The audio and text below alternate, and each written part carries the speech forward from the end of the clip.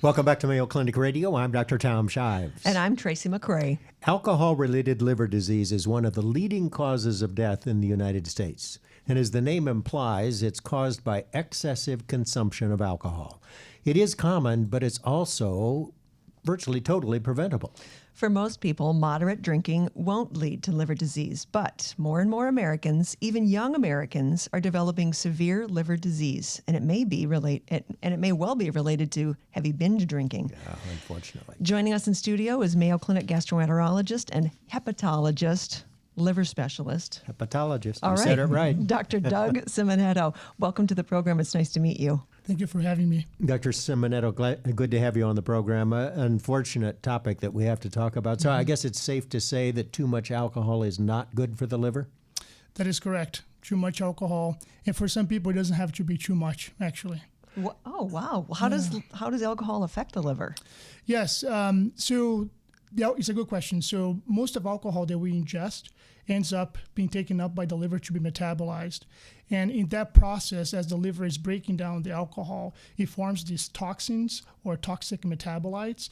They can actually cause liver injury. So it can cause death of liver cells as well as accumulation of lipids inside the liver cells. Lipids are fats? Exactly, fats, exactly, inside the liver cells, which can cause liver injury. So the liver is a very lean organ. It normally doesn't have any fat in it, but people that consume a lot of alcohol, they can develop fat accumulation, which can cause liver injury, liver cell death, and eventually scar tissue even. And you mentioned that even a little alcohol can have adverse effects on the liver for some people. So there's different people react to it in different ways. Some are more susceptible to alcohol than others, to liver disease from alcohol. Yes, that is correct. So there are some predisposing factors that can increase someone's risk of developing alcohol-related liver disease. One common one that we know of is women are more likely to develop or more susceptible to alcohol-related liver injury. And there are two potential hypotheses why that is. One is smaller body size.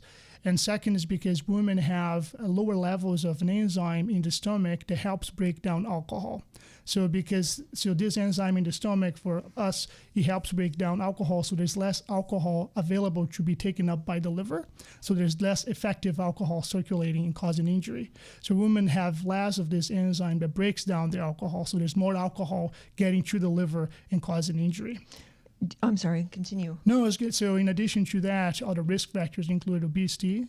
So people who are overweight or are obese are more likely by itself are at risk of developing liver disease or fatty liver. So any additional alcohol intake may be detrimental. When you talk about safe limits of drinking, that's, again, variable because there are many factors that can influence that. So not just heavy binge drinking being something that's on the rise, but also obesity. Correct. Yeah, and that explains the fact that there are so many more people with alcohol-related liver disease. There's more alcohol being consumed? Yes, and I think the patterns have changed a little bit over the last 20 years. And in the past, we used to think that daily drinking was worse than binge drinking, and now we're seeing this rise in alcohol-related, not just alcohol-related, but severe alcohol-related liver injury, particularly in young patients, ages 25 to 40, and as well as young women. And we think that changes that we've seen in the last couple of decades is the pattern of drinking. It's not just the amount of alcohol being consumed, but how it's being consumed. So again, before we used to think that daily drinking was worse, but now we're finding out that binge drinking may actually be worse. And binge drinking being defined as 4 or more drinks within 2 hours for women and 5 or more drinks within 2 hours for men may be actually worse than drinking 1 to 2 drinks a day. Yeah, 2's too many and 3's not enough. Oh, boy. I remember those days. We all do. No, wait, we don't. Not like you. Okay, sorry. What are the different types of disease that alcohol causes in the liver? Yeah, it's a great question. So it's a spectrum. So typically we think about the progression of liver disease from alcohol excess, starting with mild liver inflammation and fat accumulation in the liver, as I mentioned before. So early stages, patients may not have any symptoms. They may essentially have what we call alcohol steatosis, alcohol-related steatosis, which means fat accumulation in the liver. These patients have no symptoms. Often they are found to have fat in the liver incidentally when they have an ultrasound or a CAT scan for other reasons, or routine blood tests when they have elevated liver enzymes. So that's the initial phase. Then if the alcohol excess continues over time, it becomes a chronic problem. Then these patients go on to develop inflammation. They would call that steatohepatitis, steato for fat, hepatitis for inflammation. Then we have a more significant increase in the liver enzymes. But patients still don't have a lot of symptoms in the mild form of it.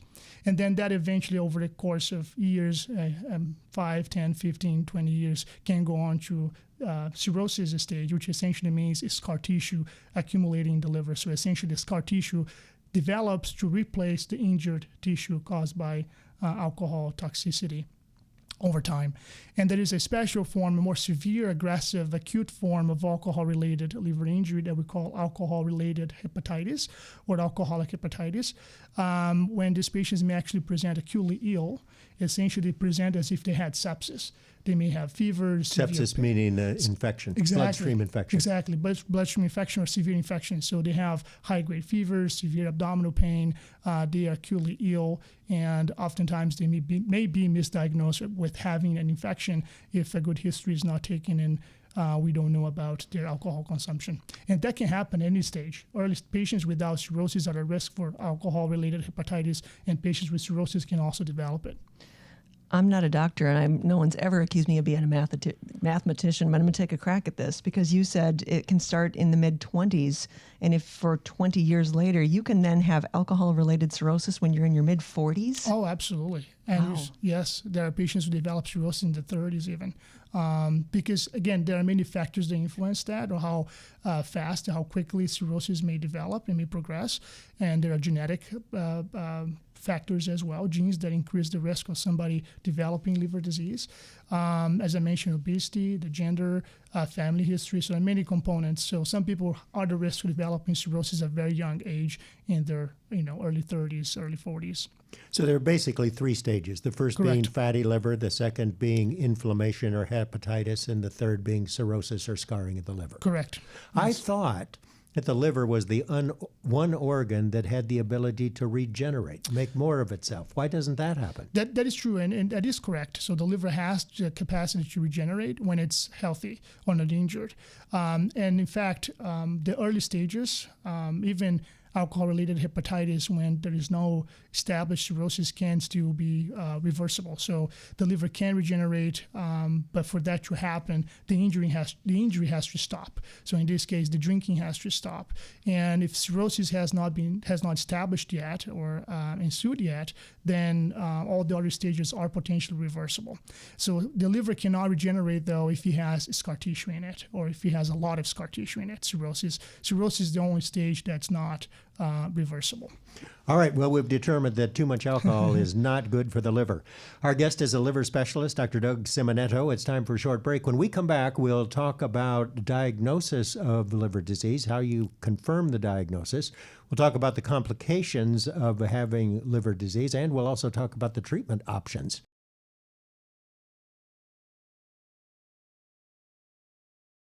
Welcome back to Mayo Clinic Radio. I'm Dr. Tom Shives. And I'm Tracy McRae. Our guest is an expert on alcohol-related liver disease, liver specialist, Dr. Doug Simonetto. So we've determined for certain that alcohol is not good for the liver. There are 3 stages of liver disease.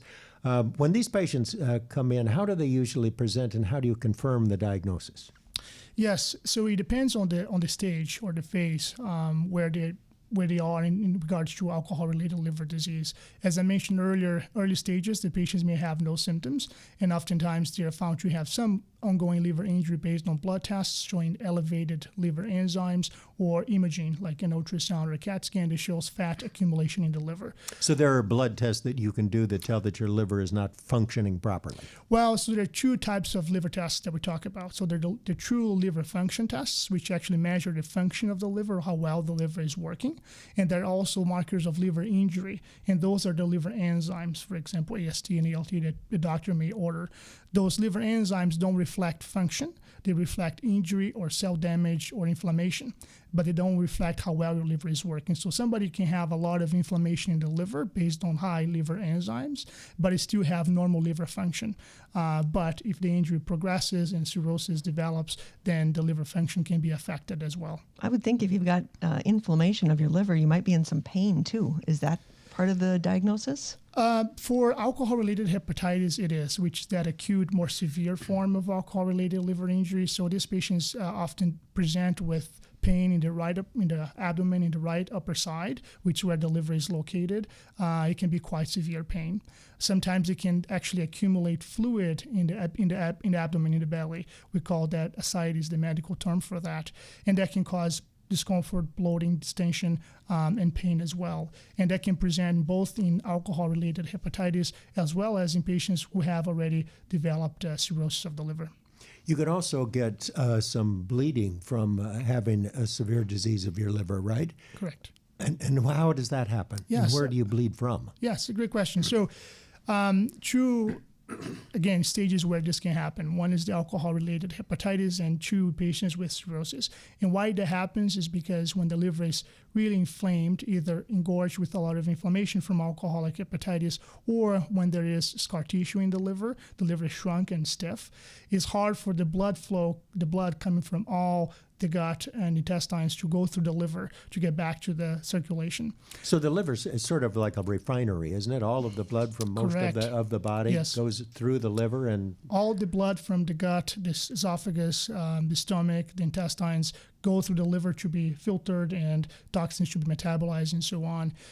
So when the liver is sick and has scar tissue and cirrhosis and stiff and is hardened, the pressure in these vessels draining the blood from the gut increases. So it has high blood pressure inside those veins that drain the gut. And as a consequence of that, patients with cirrhosis and alcoholic hepatitis can develop varicose veins in the esophagus and the stomach on the inside. And those veins have very high blood pressure, and they're prone to rupture. And if they rupture, they can bleed, and the bleeding can be quite significant, internal bleeding into the stomach, into the intestines. Do you ever develop liver cancer as a result of too much alcohol? Yes. So liver cancer can develop in patients with cirrhosis of the liver. So liver cancer is not common in patients without liver disease, but it does tend to develop in patients who have scar tissue in the liver, cirrhosis in the liver. And that's not just from alcohol, but any cause of cirrhosis is the cirrhosis itself that increases the risk of liver cancer.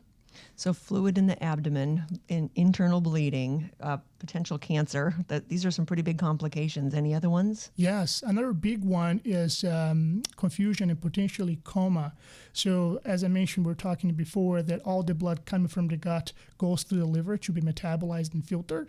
So many toxins that are products of bacteria in the gut, such as ammonia, for example, get to the liver to be filtered and metabolized. So if the liver is sick and is not working properly, these toxins don't get degraded or metabolized. They bypass the liver, end up going to the brain. And when they reach the brain, they can cause confusion, they can cause disorientation, they can cause some changes in the speech, and eventually even coma when severe. None of it sounds very good. Yeah. All right, let's talk about treatment options. Other than abstinence, I suspect that's probably the most important thing. If they find out patient has liver disease, you say you got to stop drinking. But other options. Yes. So, yes, by far, abstinence is the number one treatment for all the stages of alcohol-related liver disease, is by far the most important. Early stages, that's the only treatment, alcohol abstinence. And it's important to think about treatment of alcohol use disorder as well. So these patients may have a problem with alcohol excess and addiction, and there are medications that can help treat that problem. So some people have a hard time just stopping drinking on their own, and they should seek help to achieve that. It's important to achieve abstinence and to sustain abstinence for the injury to not continue or to start again. Then moving on to the alcohol-related hepatitis, that acute severe form of injury to the liver.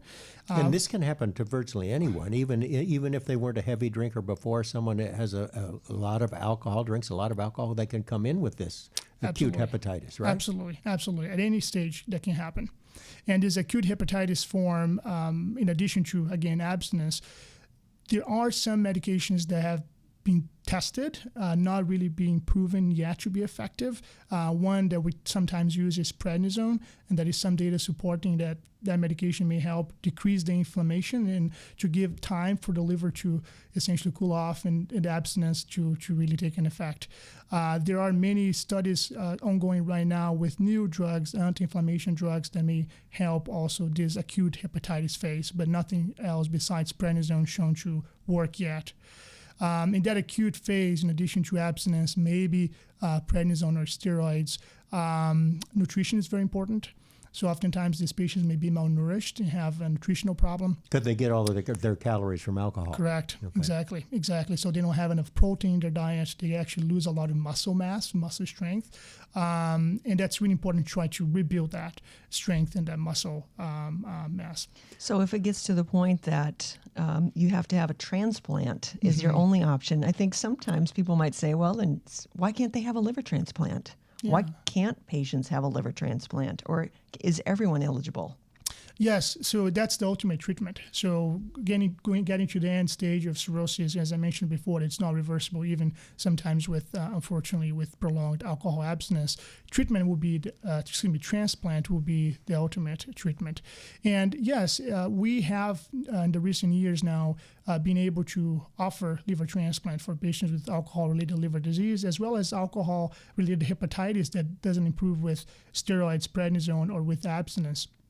Now, in the past, we had the 6-month rule, which some people may be familiar with, that we required patients to be abstinent for 6 months before being considered eligible for transplant. Now we're staying away from that. We found that the 6 month was arbitrary. There was no data to support that.